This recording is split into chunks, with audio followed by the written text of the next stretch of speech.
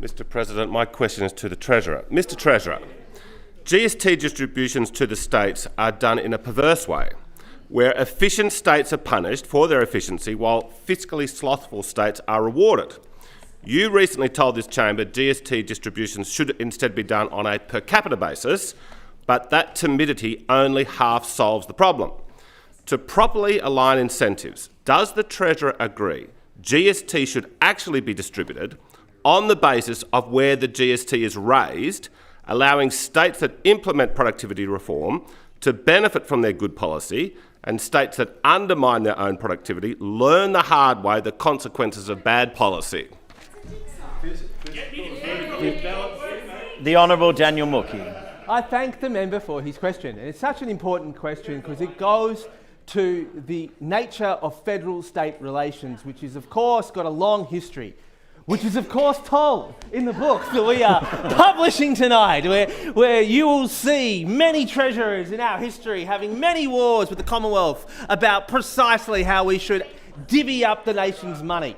And equally, this particular question is quite pertinent to many of the debates that we've had, and clearly many of the debates that we are going to have. So I thank the member for his question. And once more, he is demonstrating in his questioning of me real economic rigour and thought that he puts into it, and that's quite genuine. And once more, he's brought to the fore a question that I say is kind of Ayn Rand-inspired, in that it's quite Darwinian in this state versus state nature of federal-state relations, for which I have to say my 18 months of service has given me a bit more sympathy for the perspectives of someone like Ayn Rand when it comes to the competition between the states.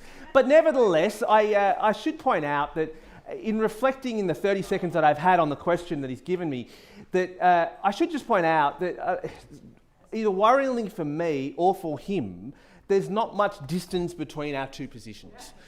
And I don't know who that should worry more. And I should say the reason why is because if he's arguing for a system that says states should get it on the basis of who pays it in the state, as in per capita consumption, really, that's actually a proxy for population. That's the key. And bear in mind, that is already factored into the GST system and is actually quite similar to what I'm arguing for. Because the fundamental determinant of how much state is paid, GST is paid within a state, turns on the number of people in the state. And that's the point about per capita distribution as well. And I should say the other point about whether or not that picks up productivity growth. And I should make the point, the system does not pick up productivity growth anywhere near as well as it should. And what you tend to find is, regardless of whether it's one state or another state that is making investments in productivity, in truth, now no state benefits from that productivity investment under the existing GST system, because the additional productivity growth that is enabled by state investment is picked up predominantly in other forms of federal taxes. Corporations tax tends to go up. Salaries and income taxes tend to go up if it leads to wages. And that's one of the many points that we're making in terms of why, for example, we should have productivity-based funding for productivity-based reforms for states. It's a good thing, and if I'm asked a supplementary question, I may even say more. Thank you. Supplementary question, the Honourable John Ruddock. Mr. Treasurer, if we did have GST paid where it is raised, as in this fiscal year, how much better would the New South Wales budget be better off? Well, the Honourable Daniel Mookhey. To say we'd be any worse off, I have to say. Under the existing system, we were $12.6 billion worse off.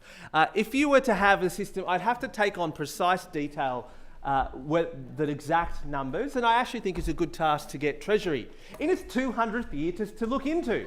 And I feel as though now that they've published the book, they might. It's a good question for me to ask and to provide you with that form of information in addition. But the broader point I still make is that it's not too dissimilar to the existing system.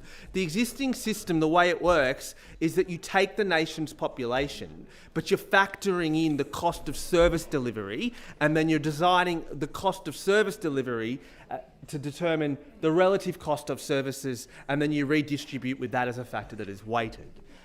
The point is whether or not you charge on the system that I would prefer, which is a per capita distribution, or the system that you prefer, which is states should get back what they collect or what is consumed in their state, they end up being similar because both are modelled on population. Again, I just go back to the very first principles here. Under your system, the biggest fluctuation is going to be how many people do you have in your state.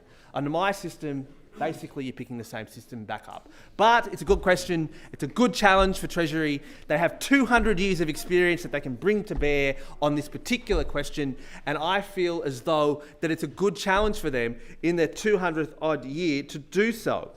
The Treasurer and I are not too far apart. The Libertarian Party says that the GST should be paid to the states where the GST is collected, where it is actually earned. Now, the Treasurer says that it should be paid on a per capita basis. There's not a big difference between us, but of course our system is better. Our system would be more efficient. In fact, we think that New South Wales Treasury should be collecting all the state treasuries should be collecting the GST. It shouldn't be going to Canberra and then redistributed. Okay, now, of course, what would happen under the Libertarian model is that there would be competition amongst the states. We could have, for example, Tasmania might say that they're going to cut payroll tax for 5 years. If a company comes out from Switzerland or the US or wherever, they say no payroll tax for 10 years. There will be competition. And a previous question that the Treasurer asked, about a month ago, I asked the Treasurer, he mentioned, and I wasn't aware of it at the time, that prior to the 1960s, payroll tax was collected by the federal government and it was about 10%. And then Robert Menzies returned it to the states, and then he bemoaned, he says, oh, well, what did the states do with it? They all cut it in half. Well, that's what would happen. There would be competition to reduce taxes, reduce red tape, and to let the private sector flourish, and then we would all benefit. Now, I was interested in what he said about I think he was the 67th Treasurer in the last 200 years. One of my favourite treasurers in this state in the last, this century was Michael Costa, who was the Treasurer in this place two decades ago. Now, at university, Michael Costa was a Marxist. And then he gets involved in the Labor Party, becomes the Treasurer, and as Treasurer, he evolved quite distinctly into a supporter of Milton Friedman and Hayek. In fact, he even had a picture of Hayek in his office as Treasurer. And I think the reality of having to deal with the real world and budgets made him realise the wisdom of economic rationalism. So, Mr. Acting President, I want to put on the record in this take note, one of my primary goals in this place is to encourage Daniel Mookhey, our Treasurer, to follow the same evolutionary path as Michael Costa. And he even gave us some inkling today that might happen. He said that in this role, which he's only been in for 18 months, he says that he is becoming somewhat sympathetic to Ayn Rand. So we are making progress.